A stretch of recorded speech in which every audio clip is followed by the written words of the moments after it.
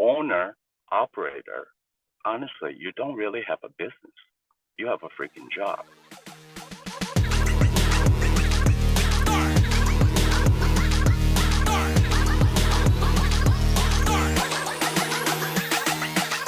What is up, everybody? This is Daniel Nguyen, and I'm the host of the Local Domination Show, where we feature awesome entrepreneurs doing awesome things and absolutely crush in their market. Today, I have Dr. Arthur Huang, and he's a dentist who's been in the industry for some time now, and he has a great story to share with us. So, Dr.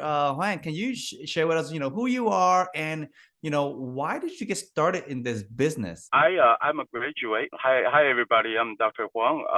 I am a graduate from Loma Linda University School of Dentistry about 18 years ago. I graduated in 2004. When I first graduated, as most of young doctors, you kind of want to be mentored with someone who is very experienced in dentistry. So I moved to Arizona to work with a doctor who was in dentistry for 50 some years. I think he was 70 plus when I was first with him. I was there for 5 years. Afterwards, I moved back to Los Angeles area and associate 2-3 years and had my own office. For the longest time, of course, in the past many decades, I mean, dentists generally eventually have their own office. Nowadays, I'm not sure about that because of many factors, reasons, elements. But yeah, I just thought it's about time for me. I had a office before, and I was there for a couple of years. I sold it afterwards. I took 1 year off, and right now I am bought another office. Yeah, so this is my second office. That's great. I think like there's always a need for dentists. I think there's not enough dentists graduating and having their own kind of, practice to serve the local community. Because the last time I went to a dentist, it was like a month out just to get exam, like just a regular examinations and to get treatments. It took I had to wait 6 weeks because they're busy. So I think there's absolutely huge market. So you mentioned something really interesting. After you graduate, you went to work for a mentor. This is the first time I've heard a dentist that went straight to a mentor to learn the business right after school. What was the number one thing that you've learned from your mentor? That is a very good question. What does it take to be successful in this amazing office? He said, attitude. And I will never forget about that. Actually, attitude itself is a lot more involved than one thinks, especially in my position back then. When I first heard it the first day, and after I thought about it 10 years later, is a quite different thing. It's attitude toward life, about your craft, about humanity, about patient care, about compassion, and with a lot of things. Yeah, when we first graduated, generally speaking, dentists, of course, you can practice right away. Or many people, if their school didn't train them as much as they would like to, and if they think they still need help, they will go on with sort of extended dental school, but sort of practicing in some hospital settings. It's what we call GPR. Some people take 1 year to do that. Some people take 2 years to do that, sort of as a residency for medical doctors. Yeah, and as for me, Loma Linda actually did a good job in training us. So most of us didn't go sign up for GPR. However, most of us will ever be so lucky to find a mentor as I had. I mean, he was very generous. He was very kind, and I thought, yeah, that was my path. Yeah. That is really, I would say, unique about the route you took was you went to a mentor and he taught something like attitude. I was just thinking about it, like reflecting myself, like attitude. When we think about the attitude, what it means when we are 30 is different meaning when we're 40, and then there's a different meaning when we're 50 years old. It's a complete perspective shift, right? And Yeah. I love how it's still relatable no matter where you are in life, and you think about attitude, you said humanity, attitude towards your staff member, your client, like it's a timeless, it's like never ending kind of learning, right? It's like Right. it's always things you could improve on. So what is, like, when you run your own practice, what is the number one biggest lesson that you've learned, running, owning, and managing your own private practice? Time management and also emotional energy or capacity. Because honestly, you are in chair focused on taking care of patients most of the time, and you use the rest of the time to run your business. But depends on what kind of business you want. I mean, if you have a small office and taking good care of patients, that's really wonderful, and you don't need as much time. The practice I'm at right now, I have probably 16 employees, then it's hard to manage while you are in the chair. What they say is that if you're in the chair, it's impossible to work on the business. And if you want to work on the business, you cannot be in the chair. But for me right now, since I only bought this office for a couple of years, I still want to make sure I take care of my patients. So in terms of management, is a little bit clumsy, but just kind of get it done one way or another, you know. I think, like, as more and more I talk to dentists, I recognize a couple area that's an extreme difficulty. For example, as a dentist, you are the sole operator and the business owners and the marketer and the HR, right? Like you Yeah, kind of manage your own staff, and and even that, to add on top of that, to buy a practice is extremely expensive, and also starting out a brand new dental office is crazy expensive. So, like, how did you, like, really manage the time? Because you said you were in the chair and you can't do the business owner, activity. And then when you're not in the chair, you're doing, you're managing your business, but you're not in the chair to take care of your clients. So how did you manage that? it's like if you got a kid crying, your water is boiled, and you got clothes outside and it's raining. Which one do you go get first? Down first. And eventually, you just have to figure it out. Because as an entrepreneur, I don't think one ever has enough time. One ever gets things quote unquote finished, because there are always things that you can do. And for dentistry, is exactly the same way. Now, you were talking about borrowing a lot of money and things like that. Actually, let me give you a statistic. Dentistry is the second hardest business to fail. The number one hardest business to fail is vet. The third hardest business to fail is funeral homes.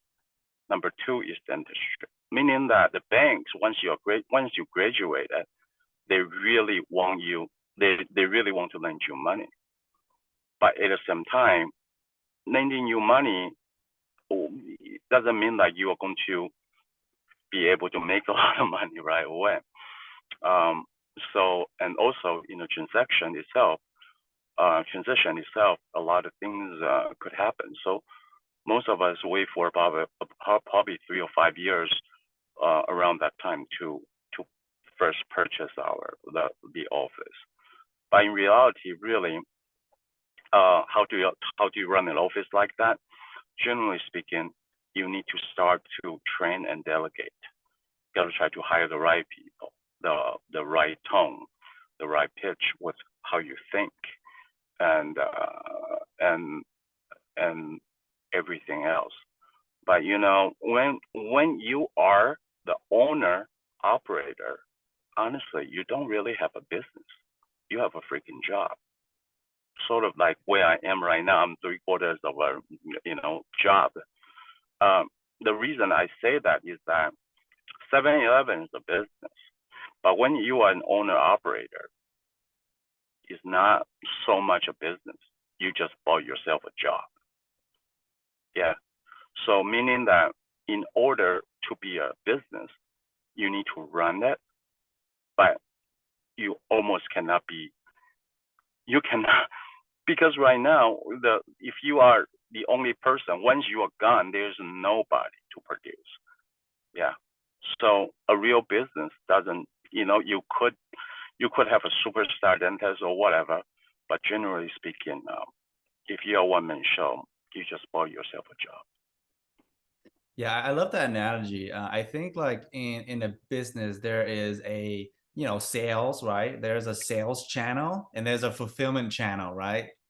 And Right. then when you are both, it's nearly impossible to grow and not get burned out, because the time that we invest in the business is not a thing that you can get back. I think time in essence is infinitely valuable, more than money. Because so how do you, like, now that you've been practicing for 18 years, what is like your biggest I would say a struggle when it comes to like marketing and growing your dental clinic?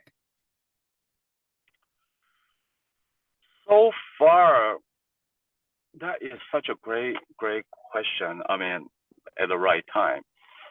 Um, Generally speaking, most of the dentists that I know of, there are reports about dentists spending money on marketing. Dentists don't like to spend money on marketing because we don't know enough of it.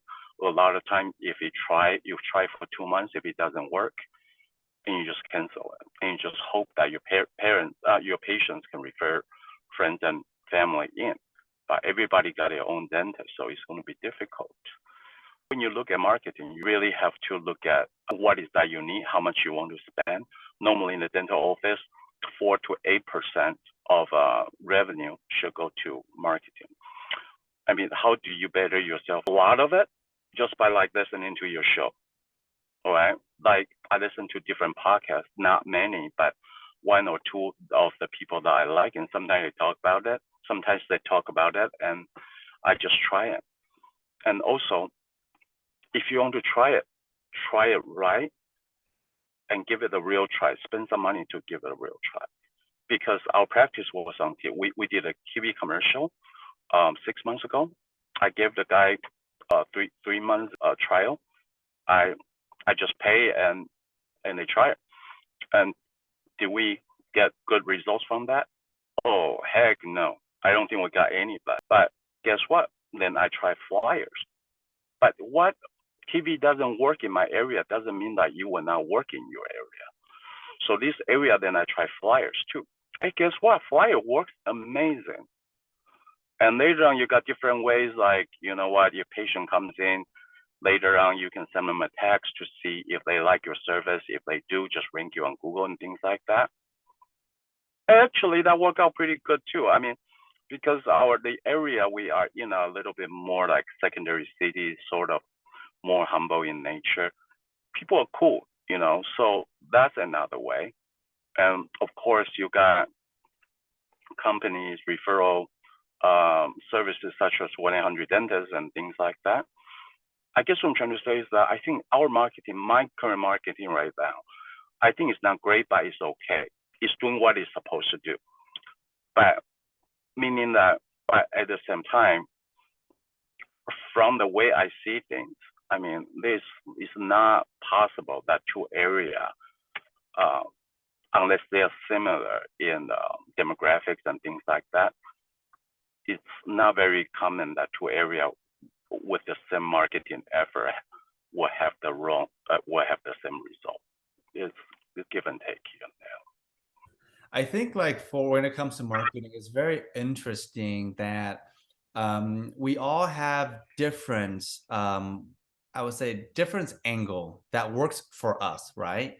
Um, Mm-hmm. for example, I have a beauty salon and we try like flyers. It didn't really work out. Not saying that it doesn't work for everybody, but for us, it's not working out, spending a few $1,000s on flyers. And then we try, what do you call it? The magazine coupon, the one that you mail to the houses. Right. Any Uh, savers? yeah. And then that didn't really work well. We got a couple clients, but the ROI is not there. But there's one thing that my mentor says that really resonated with me is that he says a lot of time in the marketing is not to really acquire client. It's like you building the brand awareness. You How are completely right. yeah, how many people in your city know you, know author Dr. Huang? That's the question. How many? Because we can never sell more than who knows about us, right? That is the limitation. Um, Right. so I said, okay, that's fine.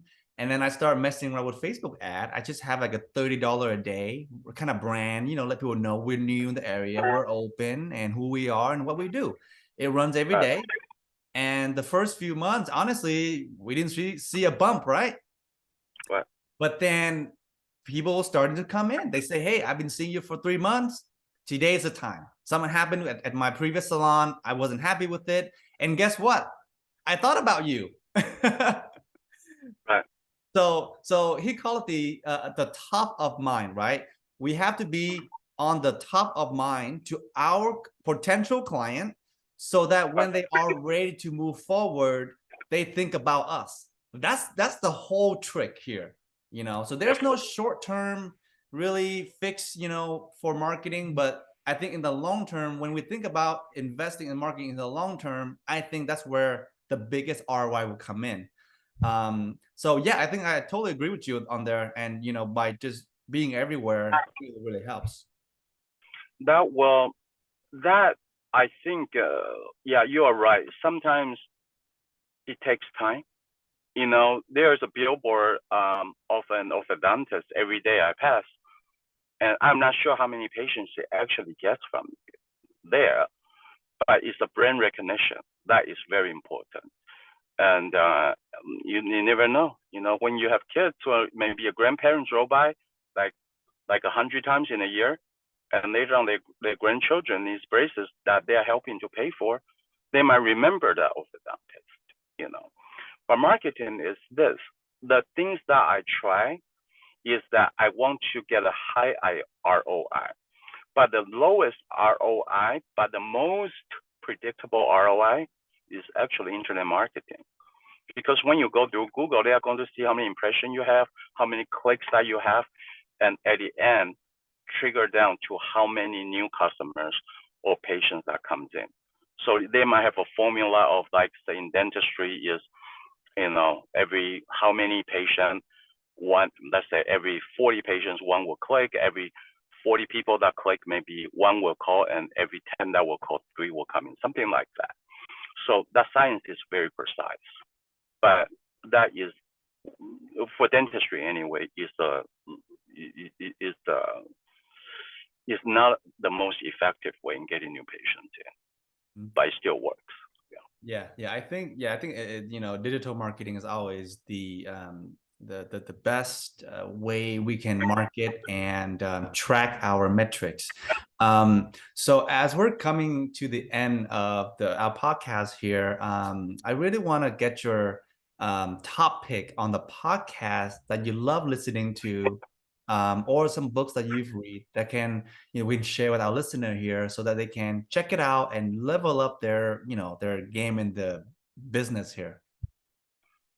I'll give you a few. For dentists, generally, I listen the most to a show called Dentalpreneur Network. It's by Dr. Mark Costas. I probably listened to a couple hundred of their episodes. The other one I forgot his name. There's another one called Dental Nachos. I think there are a few of them. Some are quite funny, but the main one is this. And books, a good inspirational, non-pressure one to read, of course, is The Alchemist. Okay, by Pablo Coelho. The Alchemist is a very important book for everybody to read. If you want to go into how to have a very great median and vision into the next couple of years of your career and thing, four disciplines of execution, and the book called Traction. Both of them are amazing. for Discipline of Execution and Traction. Yeah. There's a book called Good to Great by Jim Collins. I think that is a great book too. There are many that I like a lot. Yeah, I love the book Traction. I've read that a while back, and I've heard The Alchemist. I haven't read it yet, but I've heard a couple people talked about it. So I have to check it out next time. I think like as business owners, entrepreneurs, we always read, learn, and to how do you say it? Like to really level up our mindset. Like we want to know more, be wiser, to kind of have more experience in life because we only have so many hours a day. And if we're working with the patient, with the client, we're not learning, right? Right. So if we're if you're working in the business all day and you go home, you have family, kids, and things at home and dogs and pet, you're not learning. So I think it's important for all of us to really set aside some time and just 30 minutes to an hour a day, if possible. Just read, learn, and write down what you liked about it, and your business will absolutely change and grow for the better good. So, Dr. Huang, thank you so much for your time today. I know you got a patient to see right now. So, I wish you the best of your day. We'll see you next time, and check out the episode when it airs. And then to all the listener, we'll see you on the next episode. All right. Thank you, everybody.